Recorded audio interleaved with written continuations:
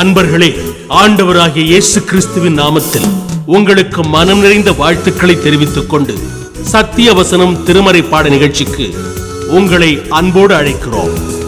சத்திய வசனம், இது தேவனின் வசனம். நாம் சோர்ந்து போகையில் கரம் கொடுக்கும் நம் தேவனின் வசனம், நம் தேவனின் வசனம். இந்த தேசத்திலே வாசம் பண்ணு, நான் உன்னோட கூட இருந்து உன்னை ஆசீர்வதிப்பேன். ஆண்டவராகிய இயேசு கிறிஸ்துவின் இனிய நாமத்தில் சத்தியவசன நேயர்களுக்கும் இதை கேட்டு பார்த்து கொண்டிருக்கிற மற்ற நண்பர்களுக்கும் எங்களுடைய வாழ்த்துக்களை கூறுகிறோம். கர்த்தர் தாமே இப்படிப்பட்ட நிகழ்ச்சிகளின் மூலமாக நம்மை ஆசீர்வதிப்பாராக. இந்த நாளிலும் உங்களோடு நான் பகிர்ந்து கொள்ளக்கூடிய செய்தியினுடைய தலைப்பு, உன்னை ஆசீர்வதிப்பேன். இது தேவன் அவருடைய பிள்ளைகளுக்கு வேதத்தில் கொடுக்கிற ஒரு வாக்குத்தத்தம். அநேக நேரங்களில் இப்படிப்பட்ட வாக்குத்தத்தங்களை நாம் அதிகமாக விரும்புகிறோம். ஏனென்றால் ஆண்டவர் நம்மை ஆசீர்வதிக்க வேண்டும் என்ற விருப்பம் நமக்கு எப்போதுமே இருக்கும். யாரையும் கேட்கும்போது எனக்கு ஆசீர்வாதம் வேண்டாம் என்று சொல்லி ஒருபோதும் சொல்ல மாட்டார்கள். நன்மை வேண்டும், கர்த்தர் என்னை நன்மை செய்ய வேண்டும், எனக்கு என்னுடைய வாழ்க்கை சிறப்பாக இருக்க வேண்டும், ஆசீர்வதிக்கப்பட்டதாக இருக்க வேண்டும் என்று சொல்லி நாம் ஒவ்வொருவரும் விரும்புவோம். ஆனால் ஆண்டவராகிய தேவன் வேதத்தில் வாக்கு பண்ணி ஆசீர்வதிக்கிற தேவனாக இருக்கிறார். ப்ராமிஸ் பண்ணுறாரு, அப்புறம் ஆசீர்வதிக்கிறாரு. இந்த வாக்கு தத்தத்தை அநேக தேவ மனிதர்கள் பெறுகிறார்கள். பழைய ஏற்பாட்டில் நம்ம தனிப்பட்ட முறையில் ஒவ்வொரு தேவ மனிதர்களையும் உற்று நோக்குவோமானால் எல்லோருமே ஆண்டவருடைய கரத்தினாலே தான் ஆசீர்வாதம் பெறுகிறார்கள். உலகத்தின் ஆசீர்வாதங்களாக இருந்தாலும் சரி, அவர்களுடைய ஆவிக்குரிய வாழ்வில் ஆசீர்வாதங்களாக இருந்தாலும் சரி, கர்த்தருடைய கரத்திலிருந்தே அவர்கள் இந்த ஆசீர்வாதங்களை பெறுகிறார்கள். ஒரு வேதவசனம் இப்படி சொல்லுகிறது. ஆதியாகமம் 26வது அதிகாரம் 3வது வசனத்திலே இப்படி சொல்லுகிறது, இந்த தேசத்திலே வாசம் பண்ணு, நான் உன்னோடே கூட இருந்து உன்னை ஆசீர்வதிப்பேன். அப்படி ஆரம்பிக்கிறது இந்த ஆசீர்வாதம். அநேக நேரங்களில் இப்படிப்பட்ட ஆசீர்வாதங்களில் வேதத்தை பார்க்கும்போது ரொம்ப நமக்கு ஆர்வமாகிவிடும். இந்த ஆசீர்வாதங்களை உடனே சுதந்திரித்து கொள்ள வேண்டும் என்று சொல்லி ஆவலாக நாம் காத்திருப்போம். ஆனால் அநேக நேரங்களில் அந்த ஆசீர்வாதத்திற்கு பின்னாக, அந்த ஆசீர்வாதத்திற்கு முன்னாக கடவுள் என்ன சொல்லுகிறார் என்பதை அங்கே கவனிக்க தவறுவோம். குறிப்பாக சொன்னால், வாக்குத்தத்தத்தை கவனிக்கிற அதே நேரத்தில் வாக்குத்தத்தத்திற்கான நிபந்தனைகளை நாம் அநேக நேரங்களிலே நாம் கவனிக்க தவறுவோம். இங்கே என்ன சொல்லப்பட்டிருக்கிறது? இந்த தேசத்தில் வாசம் பண்ணு. இது ஈசாக்குக்கு தேவன் கொடுக்குகிற ஒரு ஆசீர்வாத வாக்குத்தத்தம். இப்போ ஆண்டவர் என்ன சொல்றாரு? நான் உன்னை ஆசீர்வதிப்பேன், ஆனால் நான் குறிப்பிடுகிற இந்த தேசத்தில் நீ வாசம் பண்ணு. நீங்கள் எங்களோட சேர்ந்து ஆதியாகமம் 26வது அதிகாரத்திற்கு உங்களுடைய கவனத்தை திருப்புவீர்களானால், அவர் தங்க சொல்லுகிற இடம் பெலிஸ்தருக்கான ஒரு ஊர், அமலேக்கிய பட்டணம். அது அங்கே தங்க சொல்லுகிறார். அருகில் உள்ள தேசங்கள் எல்லாம் பஞ்சத்தில் வாடுகின்றன. ஈசாக்கு எப்படியாவது எகிப்துக்கு போக வேண்டும் என்று சொல்லி தன்னுடைய பயணத்தை நினைக்கிறார், கொண்டு போக நினைக்கிறார், தன்னை குடும்பத்தை எல்லாரையும் அழைத்து செல்ல நினைக்கிறார். ஆனால் ஆண்டவர் அவருக்கு தரிசனமாகி இந்த வாக்குத்தத்தத்தை கொடுக்கிறார். கொடுக்கும்போது சேர்த்து ஒரு காரியத்தை அவனை செய்ய சொல்லி ஆசீர்வதிக்கிறார். இந்த தேசத்தில் வாசம் பண்ணு. அநேகர் அப்படிப்பட்ட ஆசீர்வாதங்களை பார்க்கும்போது ஈசாக்கு தானே சொன்னார் அந்த தேசத்தில் வாசம் பண்ணுன்னு, நம்மை பார்த்தா சொல்லுகிறார், அப்படி நாம் எடுத்துக்கொள்ளுகிறோம். ஆனால் உண்மையிலே நீங்கள் பார்த்தீங்கன்னா, நம் ஒவ்வொருவருக்கும் ஆண்டவர் நாம் வாழும் இடங்களை அவர் குறிக்கிறார். என்ன செய்ய வேண்டும் என்றும் குறிக்கிறார். நாம் என்ன படிக்க வேண்டும், என்ன தொழில் செய்ய வேண்டும், என்ன வேலைக்கு போக வேண்டும், இவைகள் எல்லாமே ஆண்டவர் நம்மை குறித்து யோசிக்கிற அவருடைய திட்டங்கள்.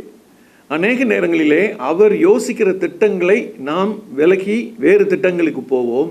அல்லது உலக மனிதர்கள் எல்லாரும் இந்த திட்டத்தில் போகிறாங்க, எல்லாரும் இதை தான் செய்கிறாங்க, அதனால் நானும் இதை படிப்பேன், நானும் இதை செய்வேன், நானும் இங்கிருப்பேன், அப்படிப்பட்ட எண்ணங்களுக்கு அதிகமாக இடம் கொடுக்கிறோம்.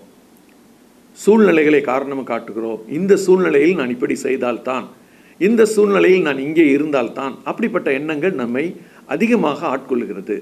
அப்படிப்பட்ட எண்ணங்கள் ஆட்கொள்ளுகிற அந்த நேரத்தில் தான் ஈசாக்குக்கு ஆண்டவராகிய தேவன் சொல்லுகிறார், இந்த தேசத்தில், அவர் வைத்த அந்த தேசத்தில் இருக்க சொல்லி சொல்லுகிறார். வேதத்திலே ஒரு வசனத்தை நம்ம வாசிக்கலாம். 1 பேதுரு 3:4 இப்படி சொல்லுகிறது, சாந்தமும் அமைதலும் உள்ள ஆவியாகிய இருதயத்தில் மறைந்திருக்கிற குணமே உங்களுக்கு அலங்காரமாய் இருப்பதாக. இது ஆண்களுக்கும் பெண்களுக்குமே சேர்த்து சொல்லுகிறார். அங்கே வாசிக்கும்போது ஒருவேளை நாம் பெண்களுக்கு சொல்லுகிறார் என்று அதை நாம் எடுத்துக்கொள்கிறோம், அலங்காரமாய் இருப்பது அப்படிங்கிற அந்த அர்த்தத்தில். ஆனால் எல்லாருக்குமே நம்முடைய குணநலன்கள் நம்முடைய இருதயத்தில் மறைந்திருக்கிற ஒன்று. நாம் எப்படிப்பட்டவர்கள் என்று நம்மோடு பழகுகிறவர்கள் சொல்லுவார்கள். இவர் அமைதியானவர், இவர் ஆத்திரப்படுபவர், இவர் கோபக்காரர், இவர் அவசரக்காரர், அப்படின்லாம் நிறைய நம்ம பழகிறவங்க நமக்கு சொல்லுவாங்க. ஆனால் உண்மையிலேயே கர்த்தர் நம்முடைய குணாதிசயங்களை சரி செய்ய விரும்புகிறார். அதிலும் அவருக்கு பிடித்தமான சில குணாதிசயங்கள் நம்மில் உருவாக வேண்டும் என்று நினைக்கிறார். அதில் சொல்லப்பட்டிருக்கிற குணாதிசயங்களை நீங்கள் பார்த்தீங்கன்னா, சாந்தமும் அமைதலும் அப்படின்னு ஒரு குணாதிசயத்தை அவர் சொல்லுகிறார். ஈசாக்கினுடைய வாழ்க்கையை நீங்கள் பார்ப்பீங்கன்னு சொன்னால், ஆதியாகமம் 22வது அதிகாரத்தில் ஒரு வாலிப மகனாக தன்னுடைய தகப்பன் பின்னால் செல்றார். அந்த நாள் எப்படிப்பட்ட நாள் என்று சொன்னால், ஒரு விசேஷித்த நாள். நம்ம எல்லாம் யோசித்து பார்க்குறோம், எந்த நாளை நாம் விசேஷித்த நாள் என்று சொல்வோம்? கடவுளுடைய சமூகத்துக்கு போகிற நாளை விசேஷித்த நாள் என்று சொல்வோம். ஆனால் ஆபிரகாமுடைய வாழ்க்கையிலே அவர் விசேஷித்த நாளாக அவர் நினைத்தது, கர்த்தர் மோரியா தேசத்து மலைக்கு வர சொல்லுகிறார், மகனை அழைத்து கொண்டு வர சொல்லுகிறார், அங்கே அவனை பலியிட சொல்லுகிறார். அந்த நாளை அவர் ஒரு துக்க நாளாக நினைத்திருக்க வேண்டும். ஆனால் அவரோ தன்னுடைய வாலிப மகனை கையிலே பிடித்து கொண்டு அந்த மலையிலே ஏறுகிறார். நாம் முழுவதுமாக அந்த சம்பவத்தை அறிவோம். அப்போ மேலே போய் அந்த ஈசாக்கை அந்த பலிபீட அந்த கட்டையை அடுக்கி அது மேலே படுக்க வைக்கும்போது தான் ஈசாக்குக்கு கொஞ்சம் விளங்குது.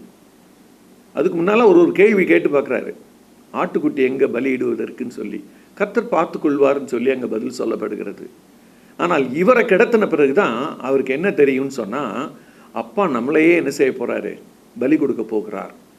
ஆனால் அந்த மகனுடைய அந்த தன்மைகளை நாம் அங்கே பார்க்கும்போது, அவங்க அப்பாவை எதிர்த்து பேசவோ, நான் இந்த இடத்த விட்டு உடனே போயிடுவேன், நீங்கள் எப்படி என்னை பலி கொடுக்கலாம் அப்படின்னு சொல்லி எதிர்ப்பை காட்டவோ இல்லை. மாறாக அவர் என்ன செய்கிறார் என்று சொன்னால், அவங்க அப்பாவுக்கு கீழ்ப்படிந்தவராக ஒத்துழைப்பை கொடுக்கிறார். ஒருவேளை இன்னைக்கு நம்ம யோசித்து பார்ப்போம், கடவுளுக்கு அடுத்த காரியங்களில் பெற்றோர் நமக்கு கடினமான ஒன்றை செய்ய சொல்வார்கள் என்று சொன்னால், அநேக நேரங்களிலே வீட்டுக்குள் எதிர்க்கிறோம். இந்த வயதில் ஏன் என்னை இப்படி செய்ய சொல்கிறீங்க? இந்த வயதில் ஏன் என்னை வேதத்தை வாசிக்க சொல்கிறீங்க? இந்த வாலிப வயதில் ஏன் என்னை ஜெபிக்க சொல்லுகிறீர்கள்? எனக்கு ஜெபமும் வேத வாசிப்பும் அவ்வளவு கட்டாயமா? இதெல்லாம் வயதான பிறகு பார்த்து கொள்ளலாமே, அப்படி தான் நினைக்கிறாங்க வாலிப பிள்ளைங்க. ஆனால் இங்கே இந்த வாலிபன், ஈசாக்கு என்கிற இந்த வாலிபன், தகப்பனுக்கு அவர் அடங்கி நடந்தவராக இருந்தார். நான் முதல் குறிப்பாக உங்களோடு சொல்வது, தகப்பனுக்கு அடங்கி நடக்கிற பிள்ளைக்கு தேவன் பெரிய ஆசீர்வாதங்களை வைத்திருக்கிறார். ஒருவேளை நம்ம உடனடியாக இந்த ஆசீர்வாதத்தை பார்க்க மாட்டோம். ஆனால் நீங்கள் உண்மையிலே ஒரு தீர்மானம் எடுங்களேன், என்னுடைய வாழ்க்கையில் என்னுடைய பெற்றோர் சொல்வதை நான் கேட்பேன். வாலிப பிராயத்தில் நீங்கள் இருப்பீங்கன்னு சொன்னால், சிறு பிராயத்தில் நீங்கள் இருப்பீங்கன்னு சொன்னால், நீங்கள் உங்களுடைய வாழ்க்கையில் ஒரு நல்ல தீர்மானத்தை எடுங்க. என் பெற்றோர் எனக்காக செய்ய சொல்லுகிற காரியங்கள் நன்மைக்காகத்தான் இருக்கும், தீமைக்காக இருக்காது. ஆனால் ஆண்டவர் அவனை பலி கொடுக்கறதுக்கு முன்னமே நிறுத்திடுறாரு. இன்னொரு ஆட்டுக்குட்டியை காண்பித்து ஆட்டுக்குட்டியை தான் உண்மையிலே பலியிடுகிறார். ஏன் ஆண்டவர் இதை அனுமதிக்கிறார்? ஏன் இதை செய்ய சொல்லுகிறார்? புதிய ஏற்பாட்டு மக்களாகி உங்களுக்கும் எனக்கும் ஒரு நிழலை காண்பிக்க வேண்டியது இருந்தது. நிஜம் எது? ஆண்டவராகி இயேசு கிறிஸ்து சிலுவையில் மரிப்பதும் உயிரோடு எழுவதும் நிஜம். அது பின்னால் நடக்க போகிற ஒன்று.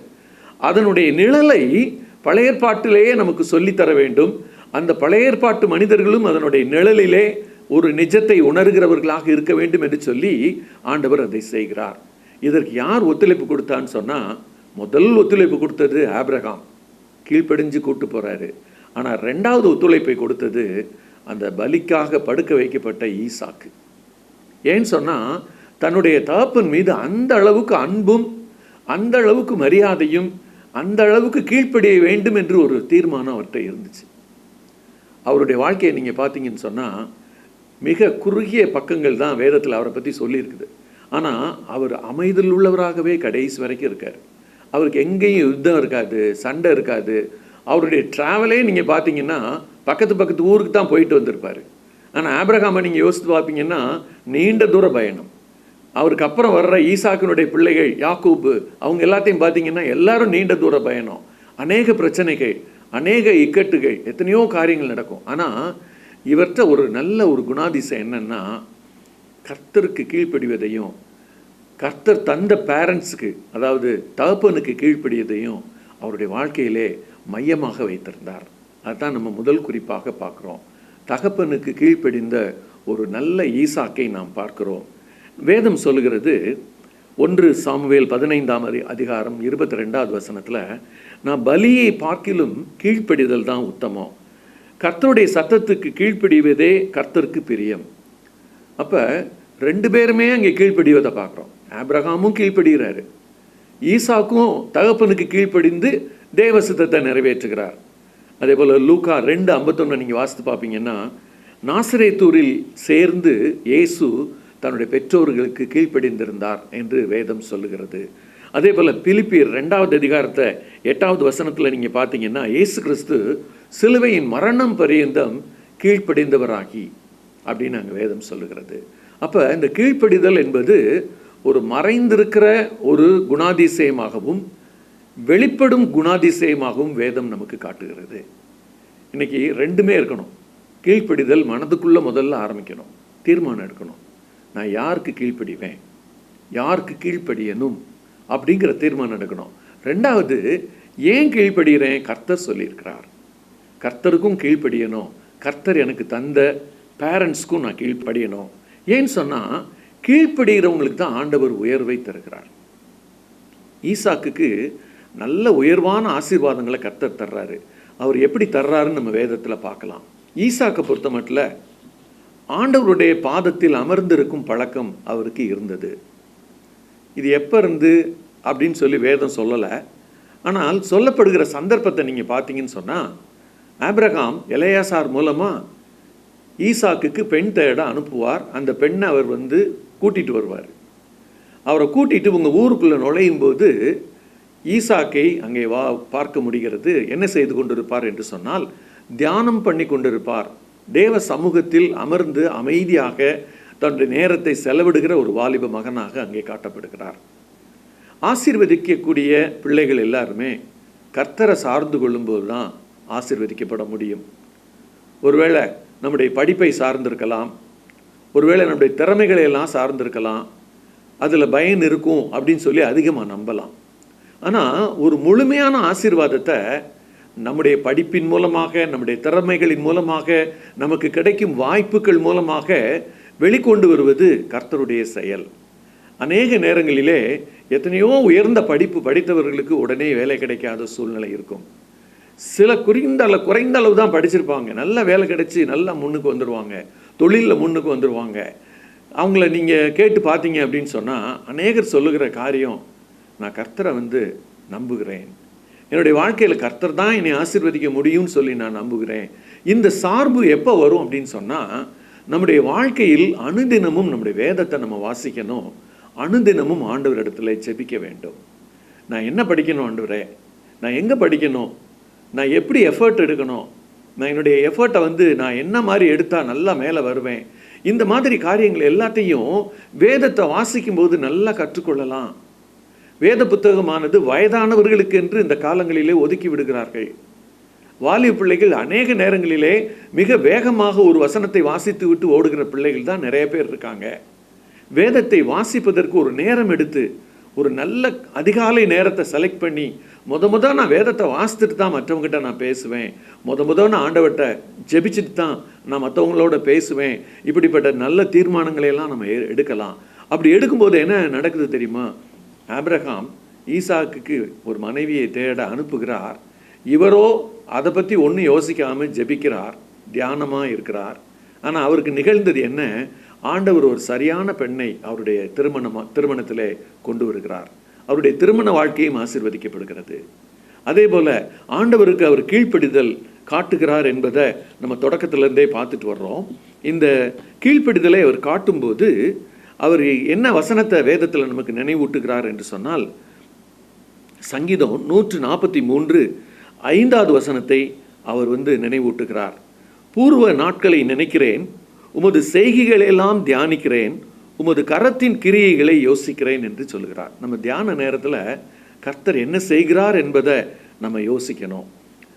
மூன்றாவது குறிப்பாக, ஆசீர்வாதம் பெற்ற ஈசாக்கு ஏன் அந்த ஆசீர்வாதத்தை நன்றாக 100க்கு 100 பெற முடிந்தது என்று சொன்னால், ஆண்டவர் சொன்ன தேசத்திலே அவர் விதை விதைக்கிறார், அவர் தங்குகிறார், தன்னுடைய முயற்சியை எடுக்கிறார், தன்னுடைய திறமையை காண்பிக்கிறார். அவருக்கு திறமை இருந்தது. என்ன திறமை? அமைதலாக இருப்பது, கர்த்தருக்கு கீழ்ப்படிவது, தன்னுடைய பேரண்ட்ஸ்க்கு கீழ்ப்படிவது, இப்படிப்பட்ட குணநலன்கள்லாம் அவர்கிட்ட இருந்துச்சு. ஆனால் கர்த்தர் அதுக்காக மட்டும் அவர் ஆசீர்வதிக்கலை. என்ன அவர் பார்த்தாருன்னு சொன்னால், நான் சொல்கிற ஒரு சின்ன இன்ஸ்ட்ரக்ஷனை, நான் சொன்ன ஒரு சின்ன காரியத்தை ஈசாக்கு செய்கிறாரா இல்லையான்னு அவர் பார்க்குறாரு. ஈசாக்கினுடைய வாழ்க்கையை நீங்கள் பார்த்தீங்கன்னா, அந்த ஊரை விட்டு அவர் துறவு தோன்றின போது பக்கத்தில் இருந்தவங்களாம் சேர்ந்து விரட்டி அடிப்பாங்க. 3 தடவை விரட்டி அடிப்பாங்க, 3 தடவை போயிடுவார். அந்த ஊரை விட்டு கொஞ்சம் தள்ளி ஒதுக்குப்புறத்தில் அவர் இருப்பார். அப்படிப்பட்ட சூழ்நிலையெல்லாம் வரும். ஆனால் என்ன சூழ்நிலையிலையும் அந்த ஊரை விட்டு அவர் போக மாட்டார். ஏன் தெரியுமா? கர்த்தர் எனக்கு கொடுத்த ஊர் இது, இதில் நான் என்ன செய்வேன்? என்னுடைய விதையை விதைப்பேன். நீங்கள் அந்த வசனத்தை வாசித்து பார்த்தீங்கன்னா 12வது வசனத்தில், ஆதியாகமம் 26:12, ஈசாக்கு அந்த தேசத்திலே விதை விதைத்தான், கர்த்தர் ஆசீர்வதித்து 100 மடங்காக தந்தார். அங்கேயும் அந்த தேசத்திலேன்னு வரும். அப்போ நீங்களும் நானும் யோசிக்க வேண்டியது, கர்த்தர் எப்போ வாக்குத்தத்தம் தர்றாரு, எப்போ அதை நிறைவேற்றுகிறார், இந்த காரியங்களை நாம் யோசித்து பார்ப்போம்னு சொன்னால், நாம் கீழ்ப்படிய ஆரம்பிக்கும்போது ஆண்டவர் வாக்குத்தத்தம் தருகிறார். அந்த கீழ்ப்படிதலிலே தொடரும்போது, கடைசி வரை நான் கர்த்தர் சொன்னதை கேட்டு அங்கே இருப்பேன், கடைசி வரைக்கும் அவர் சொன்னதுபடி தான் நான் வாழ்வேன், இந்த தீர்மானத்தை எடுக்கும்போது 100 மடங்கு ஆசீர்வாதத்தை அவர் பார்க்குறாரு. நம்ம நிறைய 100 மடங்கு ஆசீர்வதித்ததை குறித்து நிறைய இடங்களில் செய்தி கேட்போம், செய்தியை நம்ம அநேக நேரங்களிலே வேதத்திலே அறிந்து கொள்வோம். ஆனால் அதில் நம்ம ஈடுபடுத்திக் கொள்ள மாட்டோம். அதில் நம்ம எப்படி ஈடுபடுத்திக் கொள்வது? ஆண்டவருக்கு கீழ்ப்படி ஆரம்பிக்கும் போது முன்னோர்களுக்கு கொடுத்த வாக்குத்தத்தத்தை கூட ஆண்டவர் திரும்ப நினைவு கூறுகிறார். 26வது அதிகாரம் ஆதியாகமம் 3-5 வரைக்கும் வாசித்து பார்ப்போம்னா, உங்கள் அப்பாவை நான் எப்படி ஆசீர்வதித்தேனோ அதே போல் உன்னையும் ஆசீர்வதிப்பேன்னு சொல்கிறார். அந்த குடும்பத்தில் ஆசீர்வாதம் தொடர்வதற்கு என்ன அவர் எதிர்பார்க்குறாருன்னா, கடவுள் இவனும் ஆபிரகாமை போல கீழ்ப்படுகிறானா, இவனும் ஆபிரகாமை போல எனக்கு கீழ்ப்படுகிறானா, நான் சொன்ன ஊரில் இருக்கானா, அந்த ஊர் பிடிக்குதுன்னு சொல்கிறானா, பிடிக்கலைன்னு சொல்கிறானா, அந்த ஊரில் பிரச்சனை வந்தால் ஓடணும்னு நினைக்கிறானா, இருக்கணும்னு நினைக்கிறானா, இது எல்லாத்தையும் ஆண்டவர் பார்த்துட்டு அவனுக்கு 100 மடங்கு ஆசீர்வாதத்தை தர்றார். இன்றைக்கி நம்ம வாழ்க்கையை யோசித்து பார்ப்போம். கடவுள் நம்ம வைத்த இடத்துல நம்ம இருக்கிறோமா? கடவுள் செய்ய சொல்லுகிறதை செய்கிறோமா? ஆராய்ந்து பார்ப்போம். கண்களை மூடி நாம் ஜெபிக்கலாம். எங்களை அதிகமாக நேசிக்கிற எங்கள் அன்பின் பரம தகப்பனே, ஈசாக்கை ஆசீர்வதித்ததை குறித்து நாங்கள் வேதத்திலே பார்த்தோம். ஆண்டவரே, அவனுடைய வாழ்க்கையிலே பேரண்ட்ஸ்க்கு அவன் எப்படி கீழ்ப்படிந்திருந்தான். தன்னுடைய இக்கட்டான சூழ்நிலையில் தன்னுடைய தகப்பனானவர் தன்னை மலைக்கு அழைத்து செல்லும்போது எப்படி அமைதியாய் அவன் போனான், எப்படி அங்கே கிடத்தப்பட்ட போது அவன் அமைதியாய் எதிர்பேசாமல் அமைதியாக இருந்தான். இவைகளை பார்க்குறோம் சுவாமி. ஒருவேளை எங்கள் பேரண்ட்ஸு அந்த மாதிரிலாம் எங்களை சொல்கிறதில்ல. ஆனால் அதே நேரத்தில் வேதத்தை வாசி என்றோ ஜெபி என்றோ அல்லது தீய காரியங்களை செய்ய போகும்போது, அப்படி செய்ய போகாதே, இங்கே போகாதே என்று சொல்லி தடுக்கும்போது, இதை செய்யாதே என்று தடுக்கும்போது, எங்களுடைய தாய் தகப்பன்மார்க்கு நாங்கள் எப்படி கீழ்ப்படுகிறோம் என்பதை யோசித்து பார்க்க எங்களுடைய வாலிப பிள்ளைகளுக்கு நீர் கிருபை செய்யும்படி நாங்கள் ஜெபிக்கிறோம். ஆண்டவரே, வாலிப பிள்ளைகள் கர்த்தருக்கு கீழ்ப்படிய வேண்டும், கர்த்தர் தந்த பேரண்ட்ஸுக்கு கீழ்ப்படிய வேண்டும் என்று சொல்லி நீர் எதிர்பார்க்கிறீர் சுவாமி. அப்படிப்பட்ட கீழ்ப்படிதலுக்கு வேதத்தில் நீர் ஆசீர்வாதத்தை கொடுக்கிறீர் சுவாமி. ஈசாக்குக்கு அப்படி நீர் ஆசீர்வாதத்தை கொடுத்தீர் ஆண்டவரே. அதே போல ஈசாக்குக்கு இந்த தேசத்தில் நீ குடியிரு என்று சொன்னபோது அவன் அங்கேயே இருந்தான் ஆண்டவரே. எங்களுடைய வாலிப பிள்ளைகளும் கர்த்தர் கொடுக்குற அந்த கைடன்ஸை எங்கே இருக்கணும், என்ன மாதிரி படித்து என்ன மாதிரி வேலைக்கு ஆண்டவர் போக சொல்லுகிறார், இந்த காரியங்கள் எல்லாத்தையும் கர்த்தரிடத்தில் கேட்டு கர்த்தர் சொல்லுகிறபடி செய்யக்கூடிய அந்த கிருபைகளை தாரும் ஆண்டவரே. இதில் தடுமாற்றங்கள் வரும்போது கர்த்தரை நோக்கி பார்க்க, தடுமாற்றங்கள் வரும்போது வேதத்தை திறந்து படித்து பார்த்து கர்த்தருடைய அந்த வழிநடத்தலை புரிந்து கொள்ள எங்கள் பிள்ளைகளுக்கு நீர் கிருபை செய்வீராக. இந்த நேரத்தில் இதை கேட்டுக்கொண்டிருக்கிற ஒவ்வொரு வாலிப பிள்ளைகளையும் நீர் ஆசீர்வதிக்க வேண்டுமாய் ஜெபிக்கிறோம். ஒவ்வொரு வாலிப பிள்ளைகளும் கீழ்ப்படியவும், பேரண்ட்ஸுக்கும் கர்த்தருக்கும் கீழ்ப்படியவும் தீர்மானம் எடுக்க உதவி செய்யும். நன்றியோடு துதிக்கிறோம், ஸ்தோத்திரிக்கிறோம். இரட்சகர் இயேசு கிறிஸ்துவின் இனிய நாமத்தில் ஜெபத்தை ஏறெடுக்கிறோம் எங்கள் ஜீவன் உள்ள நல்ல பரம தகப்பனே, ஆமேன். இந்த புத்தகம் பற்றிய விபரங்களுக்கு சத்திய வசனம் அலுவலகத்தை தொடர்பு கொள்ளவும்.